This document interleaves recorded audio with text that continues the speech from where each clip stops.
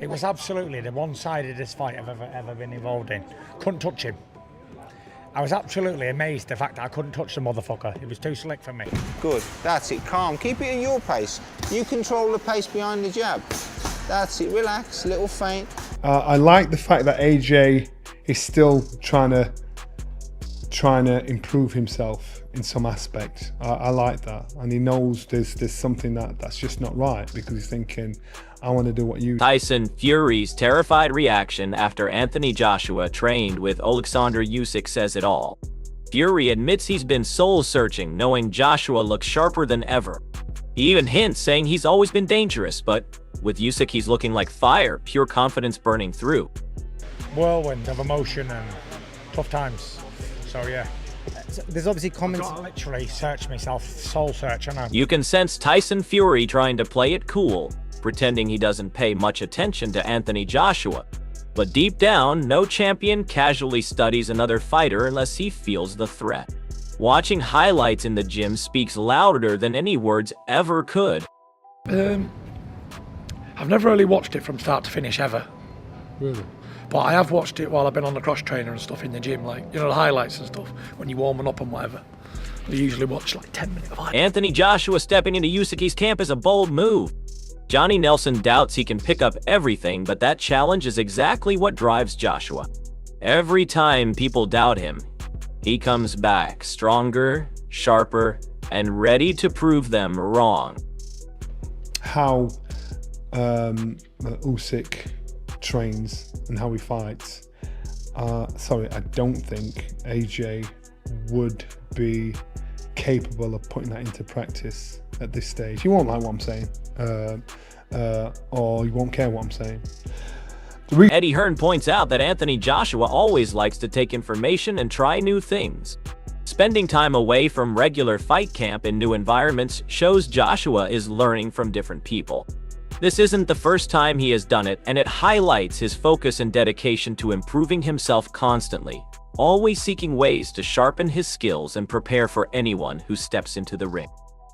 Like always, AJ always likes to take information and try new things, and a lot of the time that he spends away from actual fight camp is in those new environments. So nothing decided or confirmed. He will do that as always, but this isn't the first time he's gone into different environments to learn from different people. Adam Smith highlights that Anthony Joshua is a sponge, always learning and looking for one-on-one tuition. Going back to the team where he tried twice to get the better of Oleksandr Usyk shows his determination to improve. He absorbs every lesson and uses past challenges to grow, proving he is constantly focused on raising his level and evolving as a fighter. AJ felt he needed a bit more personal one-on-one tuition, and look, he's a sponge, Anthony. He's always said that he's always learning, and to go to the team where he tried twice to get the better of Oleksandr and couldn't. Oleksandr Usyk says size doesn't matter and skill comes first, then might. Anthony Joshua is taking this lesson seriously while training with Usyk. He is focusing on technique and mental sharpness as much as power. Usyk's insight shows Joshua has to combine skill and intelligence to succeed, and this makes him a bigger threat in the ring than just his size alone. Size doesn't matter. If size matter, king of animal would be elephant. Yeah. But if you wanna, first your skill, your mind. Johnny Nelson explains that Anthony Joshua is trying to learn Usyk's unorthodox style. It shows respect and admiration for Usyk's achievements. Even if it's late in his career, Joshua is determined to adapt. He knows mistakes will surface under pressure, but his focus and determination to learn from Usyk could give him an edge in the ring. And so it's going to be a confident thing. And I know what he's trying to do. He's trying to get that unorthodox style. He's trying to adapt that unorthodox style that Usyk beat everybody with. And and if it's not ingrained in you earlier on, the mistakes you do as a fighter are always going to come out on top. So it shows respect. It shows admiration for what Usyk's achieved. But I think for AJ, I think it's a little bit too late in the day for that. And Dominic Ingle points out that Anthony Joshua is going to UZX camp to learn something important. What he needs to learn can't come from one person. Improvement comes from within, and Joshua is taking control of his growth. His mindset and determination to challenge himself put him on another level and make him a bigger threat to any opponent, including Tyson Fury. Because it's not going to be a good matchup, because you have to ask yourself, why is Anthony Joshua going there, you know, to learn something. And I don't think what Anthony Joshua needs to learn can be found in any one kind of person. It's within himself. Tony Bellew believes that although both fighters are past their absolute prime, Anthony Joshua still has the power and skill to make this fight entertaining. He notes that Joshua is the type to stop Tyson Fury if he performs at his best. The comparison of punishment taken highlights Joshua's resilience and durability. Bellew's confidence reflects how Joshua's training and growth make him a serious threat. Even in what might be considered later stages of their careers, Joshua's focus, preparation, and raw talent put him in a strong position to dominate Fury. Yeah, I think they're already both past the best, but it'll make for an entertaining scrap. And it'll still be kind of an even fight though, isn't it? Because it's not like there's a huge age gap between them. One's taking more punishment than the other, really. I've always thought Anthony Joshua would stop Tyson Fury. Adam Smith explains that Anthony Joshua's move to Usyk's camp could be exactly what he needs after the Dubois loss. Joshua is looking for a new direction to refine his skills and sharpen his approach. Smith points out that Joshua had success with Ben Davidson, but the willingness to adapt shows his intelligence and focus. He is not afraid to make changes and learn from others.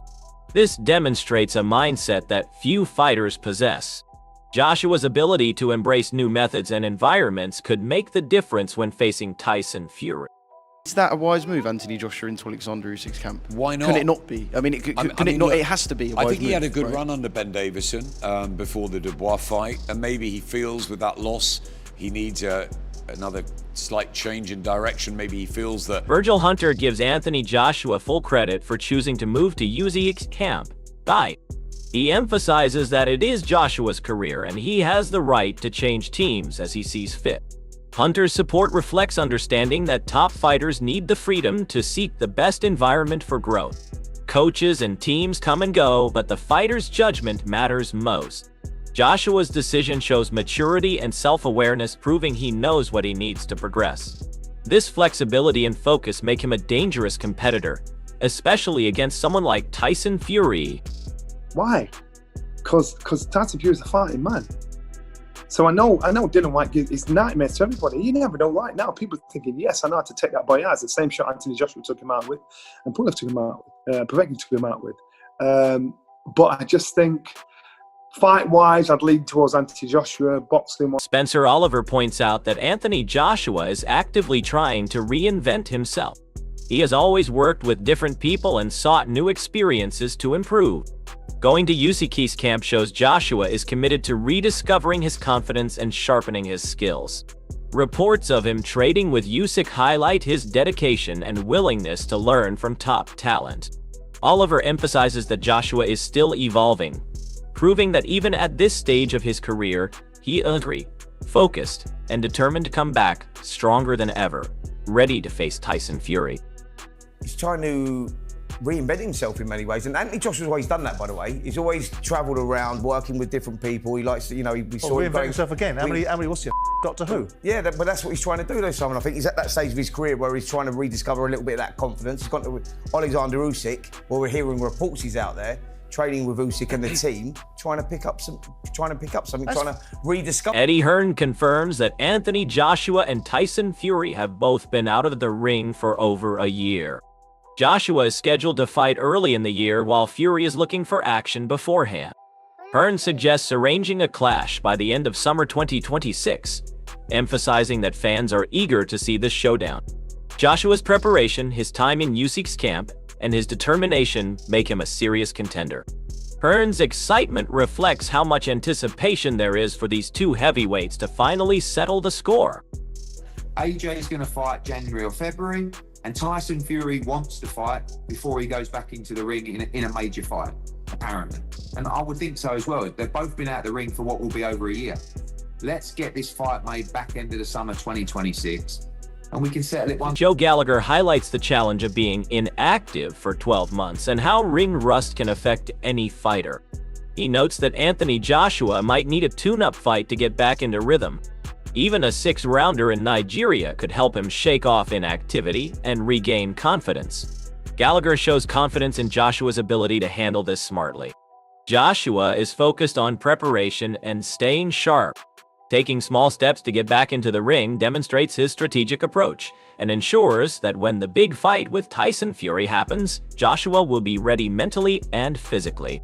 Quickly, before I let you go, talk about light heavyweights. I'll be flying out to Riyadh in 3 weeks actually for that fight, Benavidez and Yard. Yeah.